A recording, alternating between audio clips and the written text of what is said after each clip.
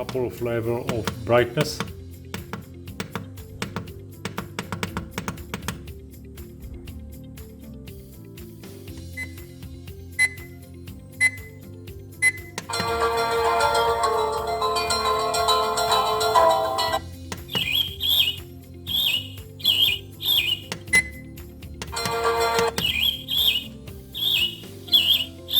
With strong sunlight coming from the side, it is hard to see anything on the clock.